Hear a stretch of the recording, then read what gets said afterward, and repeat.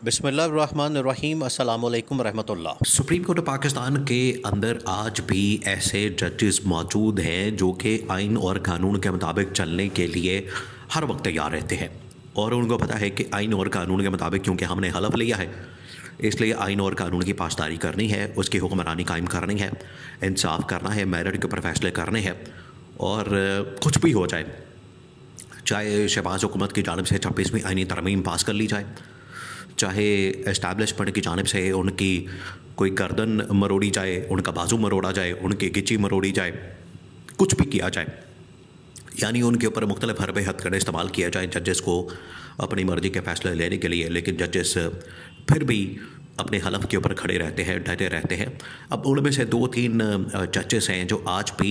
अपने हलफ के मुताबिक आइन और कानून के मुताबिक मेरिट के ऊपर इंसाफ फराहम करने के लिए तैयार हैं, जिसमें जस्टिस मंसूर अली शाह टॉप के जज हैं और ऐसे भी वो सबसे सीनियर जज हैं, सीनियर तरीन जज हैं और उनका चीफ जस्टिस का नंबर भी आता था, लेकिन 26वीं तरमीम करके हुकूमत ने याहिया अफरीदी को चीफ जस्टिस लगा दिया। तो आज भी जस्टिस मंसूर अली शाह आइन के मुताबिक फ़ैसले करने के लिए बिल्कुल डटे हैं। दूसरा ये कि वहाँ पर मुनीब अख्तर और जस्टिस आयशा मलिक, अकील अब्बासी वगैरह ये जजेस जो है वो वाकई में काबिल तहसीन है और उनकी जितनी तारीफ़ की जाए कम है। अब 26वीं आइनी तरमीम के बाद मसला तो ये बना हुआ था कि एक आइनी बेंच बन जाएगा तो उसके बाद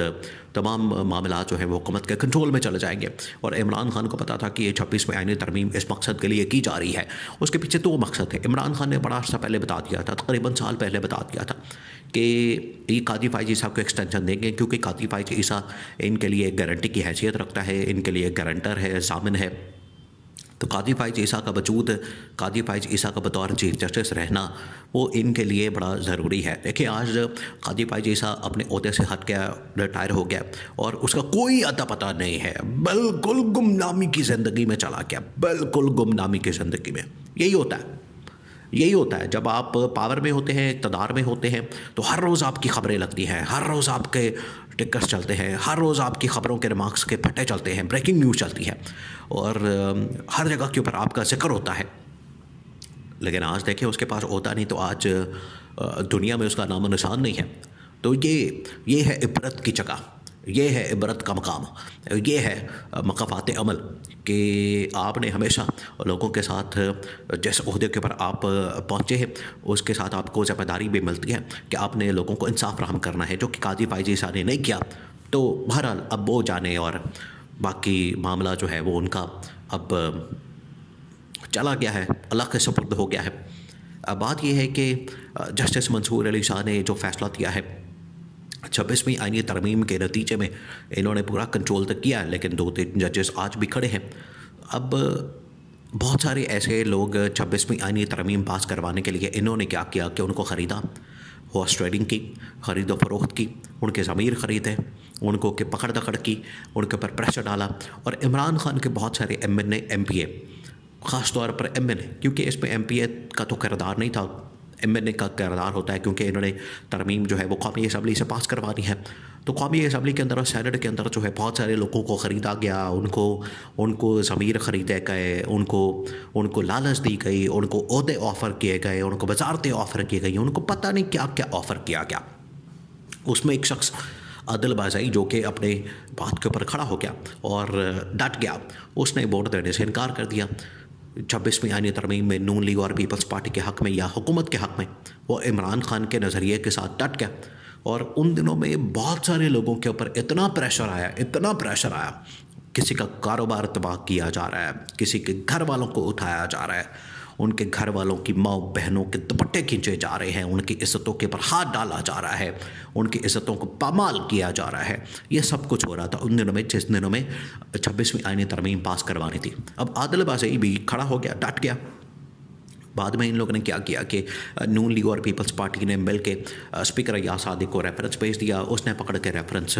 इलेक्शन कमीशन ऑफ पाकिस्तान को भेज दिया कि आदिल बाज़ाई को जो है डी सीट किया जाए और उस सीट को खाली करके तो वहाँ पर इलेक्शन करवा दिया जाए। अब आदिल बाज़ाई को इलेक्शन कमीशन ऑफ पाकिस्तान ने डी सीट कर दिया। अब इलेक्शन कमीशन ऑफ पाकिस्तान आपको पता है कि ये एक बी टीम के तौर पर काम करता है, ये हमेशा से हुकूमत के साथ नून लीग पीपल्स पार्टी के साथ मिलकर कोई ना कोई साजबाज करता है, साजिश करता है, मकमका करता है, कोई ना कोई इसने अपना लोचा ताला होता है कि किसी तरह से हुकूमत के साथ मिलकर कोई ना कोई अपना फ़ायदा हासिल किया जाए, पहले सहूलतकारी की जाए, उसके बाद फ़ायदा हासिल किया जाए। तो आदिल बाज़ाई को डिसीट कर दिया। अब ये मामला आ गया था सुप्रीम कोर्ट ऑफ पाकिस्तान में। तो अब ये पहला मौका है, बहुत बड़ा मौका है कि जस्टिस मंसूर अली साहब के सामने, जस्टिस आयशा मलिक और जस्टिस अकील अब्बासी के सामने ये केस लगा आदिल बाज़ाई का, और उसको वहाँ पर बाकायदा बहाल कर दिया गया, फ़ैसला सुना दिया गया है और उसकी सीट को बहाल कर दिया गया है। ये पहला फ़ैसला है कि इमरान खान को सीटें वापस मिलना शुरू हो गई हैं तकरीबन को 10 महीने बाद। देखिए इलेक्शन हुए अब 10 महीने 11 महीने हो चुके हैं और इमरान खान पहले दिन से इस बात का शोर मचा रहा है। इमरान खान पहले दिन से इस बात का वावेला कर रहा है कि जिस तरीके से मैंडेट को चोरी किया गया है, मैंडेट के पटाखा मारा गया है, मैंडेट को जिस तरीके से चुराया गया है वो वापस किया जाए, क्योंकि हमारा मैंडेट है, हमें वापस किया जाए। हमारा मैंडेट चोरी किया गया है, इसके ऊपर डाका मारा गया है और सीटें चुराई गई हैं। इमरान खान पहले दिन से ये बात कर रहा है, लेकिन इनको हज़म नहीं होता, क्योंकि इमरान खान जब भी इनके मैंडेट के ऊपर हाथ डालता है इनको पता लग जाता है कि अब हमारा सर्वाइवल बड़ा मुश्किल हो गया, अब इमरान खान हमें ले डूबेगा, अब इमरान खान हमारे फट्टे चुक देगा और इमरान खान हमारी हुकूमत को फारिग कर देगा।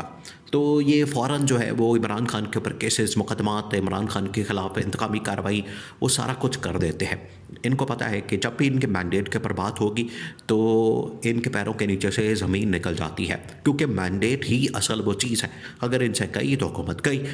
अब इमरान खान को सीटें जो है वो सुप्रीम कोर्ट ऑफ पाकिस्तान ख़ास तौर पर ये जो जस्टिस मंसूर अली शाह हैं ये वापस दिलवा सकते हैं। इनको इसी चीज़ का तो ख़तरा था कि मैंडेट वापस हो जाना है, इलेक्शन उड़ जाना है, 8 फरवरी के इंतखाबात सारे उसकी तहकीकात हो जानी है, 9 मई के मुकदमात फारिग हो जाएंगे। इस वजह से इन्होंने जजेस की तादाद को बढ़ा के और अपनी मर्ज़ी का चीफ जस्टिस लगा के वहाँ पर आईनी बेंच बना के वहाँ पर इन्होंने पता नहीं कौन कौन सी साजिश करके सुप्रीम कोर्ट ऑफ पाकिस्तान को कंट्रोल किया, लेकिन अभी भी ये मुकम्मल कंट्रोल नहीं कर सके, अभी भी इनके मुकम्मल कंट्रोल में नहीं है। आज कम से कम एक हक़ की आवाज़, सच की आवाज़, आइन और कानून की आवाज़ सामने आई और सुप्रीम कोर्ट ऑफ पाकिस्तान से आदिल बाज़ाई की बहाली इस बात का सबूत है, इस बात का इशारा है, इस बात का ये एक इंदिया है, इस बात का ये वाज़े एक बहुत बड़ी ख़बर के तौर पर सामने आया कि इमरान खान को आज भी सीटें वापस दी जा सकती है और ये पहली सीट वापस करके इमरान खान को मैंडेट की वापसी का सिलसिला शुरू किया गया है और इमरान खान को एक पैगाम दिया गया है और इमरान खान को कहा गया है कि आपके मैंडेट की वापसी हो सकती है और आपका मैंडेट वापस हो सकता है। शहबाज शरीफ को घर भेजा जा सकता है कि हमारे साथ अब मुकमका कर लें, लेकिन इमरान खान आइन और कानून के मुताबिक तमाम चीज़ें करना चाहता है।